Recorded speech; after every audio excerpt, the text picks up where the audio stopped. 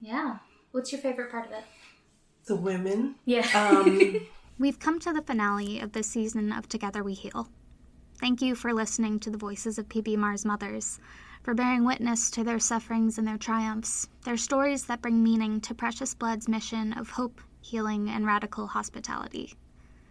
To close out the season, we have a collection of short interviews with the Family Forward team, not including Sister Donna, who was featured in our very first episode. I asked them about their respective roles and favorite stories working with Family Forward. This program does a lot, and the rapid overview provided by the 4 voices you're about to hear communicate that. Well, I guess it's 5 voices. Before we start, I should probably introduce myself. I'm Anna Nowalk, a full-time volunteer through the Precious Blood Volunteers program. I split most of my time here between communications and Family Forward. For the last few months, that work has often been dedicated towards producing the show. This has been a favorite experience of mine at PBMR. I've loved sitting down to conduct these interviews, and hearing and holding the stories has been a profound experience for me. I hope it has been for you too. Thanks for joining us. Welcome to Together We Heal.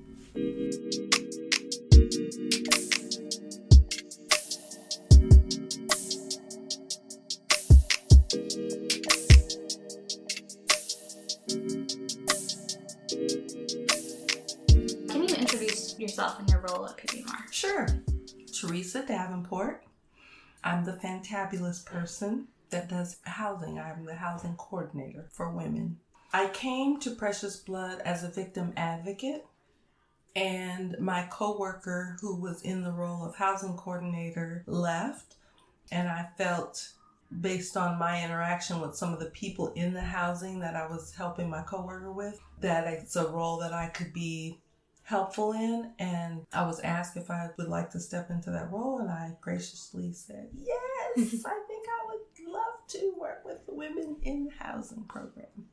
Just seeing the little steps, whether it's big or small, they all seem big to them because these are women that have been in prison for a long period of time. And so whether it's just getting a driver's license, going to the laundromat on their own, just little things that we take for granted. Every little moment was a major accomplishment. It definitely helps me put things in perspective of in my own little world, because we always think that everything that we're dealing with is so big. And then when you listen, observe these women who are they're remarkable. I mean, the resilience that they must have to be able to come out, not be bitter, and just want to progress, want to reunite with their family, their children. I mean, it's just like, okay, yeah, I took that for granted. Like I'm with my kids, or I talk to my kids on a regular basis. I don't have to worry about, a phone call, or not having enough money for the phone call. So my name is KaIyah Allison, and I am the Women and Family Advocate for the Family Forward program. On a day-to-day basis, it could vary, but what it basically entails is mentorship, accompanying the mothers, women in general, along their journey, right? Providing resources. It could just be someone to listen to. I think that the women just need to know that someone's in their corner, and that's what I am doing with them. So whatever the need is, and if I am able to provide that, I will. If not, I'll outsource and find a resource to help them move forward. That's what the whole program is about, and my role is to push them in that direction so they can soar. I've had experiences with mothers that have shared, I've never been downtown, or I took a mom to the lake, right? And I said, okay, well, let's sit down and let's journal. And she said, oh my goodness, KaIyah, do you know that I used to journal as a little girl and as a teenager, but then I stopped. I had children, and then life continued to go on and things continued to happen, so I didn't do it anymore. So just to watch her sitting by the water with her journal, and afterwards she shared with me, that felt so good, and I'm going to do it again.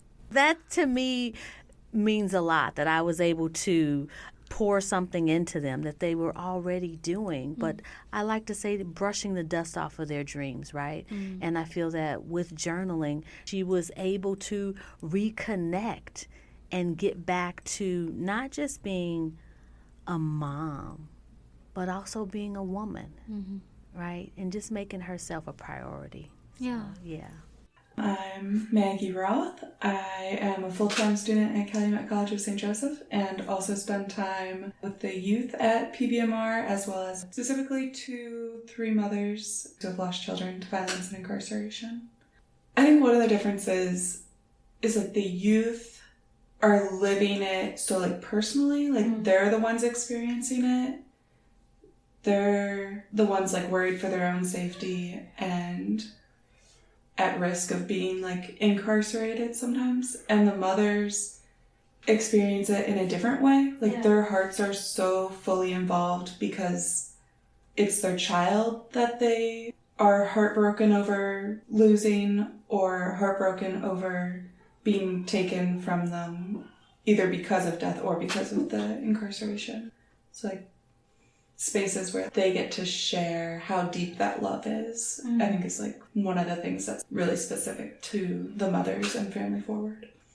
I am Sabrina Moore. I'm career navigation. The role for me at Family Forward PBMR is that we like to help the mothers that has previously been in the workforce. You know, they have a job, but we want to get them into a career. We pay for them to go to like a trade school or a certificate-based program or any kind of training or whatever to push them towards their career. So they can, not just have a job, but have a career. Because some of the mothers been working for years and be like, I'm tired of working this dead-end job. I want a career.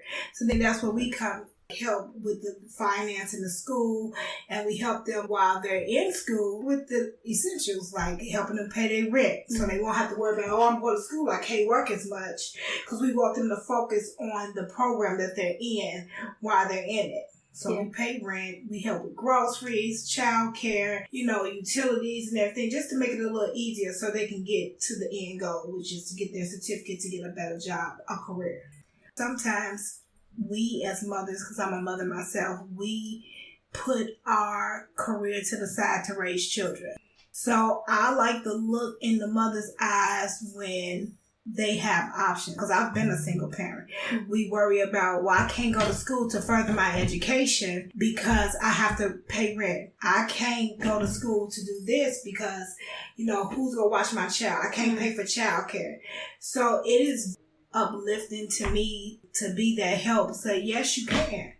And sometimes they need that boost of confidence. Like, I can do it because you've been here. No, I can't for so long. But you can. Do you have a favorite story from your work with Family Forward? When our first resident came to Precious Blood, and she had already been working with the person who was the housing coordinator, but we helped her, set up the house and do a lot of different things. And we had gone grocery shopping. And so, we came back and we're putting up the groceries and everything. And I put the cereal boxes on top of the refrigerator because that's what I did when I was growing up in my house, right? But I didn't ask her. I just did it, I'm not thinking. Right. And she just burst out in tears. And I was like, what? I can take them down. I'm so sorry. And she was like, no, it's just tears of joy because I remember that when I was a little kid, we put our cereal up on. And I was just like, oh my God. Like when I say the small things, that was a huge memory, a great memory for her, thankfully for me. And I also learned in that moment, ask more questions, make sure that it's okay. Every little step, don't assume anything. But that moment was just because I was taken aback. I didn't know what was going on in that moment, but the fact that it was a great memory for her, I was thankful. And it helped me, again, recognize those small moments. Doing a drumming circle, this last drumming circle, one of the moms instantly said when she saw the centerpiece and everything, she said, wait a minute, I've never drummed before. What are we getting ready to do? And I said, don't worry. This doesn't require any training. Just sit back, relax, and we're going to do this together, right? And so as we started drumming, and I would say, check in by the beat of your drum, how you feel. At the end of the circle, when I read the prayer, and at the end of the prayer, to hear the women worshiping God and feeling the Spirit of God within the room was powerful. And they were just like, thank you, Lord. That was the whole thing about drumming, feeling free, feeling able to release. I love to give them a different outlet of something they've never experienced before, right? And then when they get into it, to see the smiles, to hear the feedback afterwards that this is what I needed. When is the next one? Yeah. Yeah, because the moms are going through so much. And to have that moment, we screamed. I said, this is a space where you can let it out. And they literally let it out and let go and felt the freedom to do so. Yeah. Right? Even if it was we were together for about an hour and did that. But that hour was jam-packed full of love, laughter, prayer, worship, crying, singing, dancing, you name it. Yeah. We did it together, and I feel that, that's the start to healing. When you're able to let go, let it out, and release it, right? And give yourself permission to do that. One of the mothers, her son was shot in the head and affected his teeth and stuff, but he was able to recover for the most part. And being able to be in relationship with that family and see how deeply the mother loved them, it was so evident, and how beautiful that passed on to them. Anytime I saw them, it was okay, we love you, be safe, text us. It was really just, I had their mom's number, so I'd be texting her, but they'd be text us when you get home so we know you made it.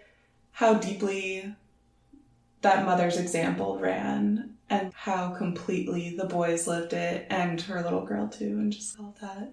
And she actually just recently lost that son who was originally shot, and he was killed. And so that path has been, of course, really painful. We had a mother, I won't say her name. So we had a mother, and she had recently lost a child. And she was a young mother. She had another child, and it was just me and her. I had just started this role at PBMR. I used to have a coworker, and she was working with her, but my coworker had to give it to me because we were splitting it down the middle. And so I really didn't know her. They was well, she don't talk to nobody. So I was oh, okay. So, doing the regular intake, what is it that you want to do? So she wanted to go to school for broadcasting and stuff like that. She's but I ain't going to be able to do it because I can't do this, I can't do that, this, that, and the other. So she was and all these programs just say that they help you, but they won't. And I was I give you my word. She was your word don't mean nothing to me. Show me. So I'm okay. So I showed her. We paid for her to go to school. We helped her with her rent, and she came. It was almost 5 o'clock, and I was leaving for the day, and she just cried and cried and cried. We sat there for 2 hours talking about, because she had lost a child, and she thought her life was over. She wouldn't be able to afford anything. She was living in a terrible apartment. It wasn't safe. Not only did we help her get in school, and she finished one semester, and then we got her housing, and I was I did the work. She was I really believe you. And it's just so uplifting that it made me feel good. And we talk, we cry together all the time, because I didn't know that I needed her as much as she needed me. Because she lost a child and I lost a child. That's a terrible thing to have in common. But we related on another level. And it's they was she never talks to anybody about this. And I was I don't know. I just believe that God strategically put people in your life when you need them. That's what I believe. Thanks for listening to Together We Heal, a podcast from Precious Blood Ministry of Reconciliation. You can support PBMR's mission of hope, healing, and radical hospitality at the link in our description. Subscribe for future episodes, and if you like what you heard, leave a rating and review. Thank you.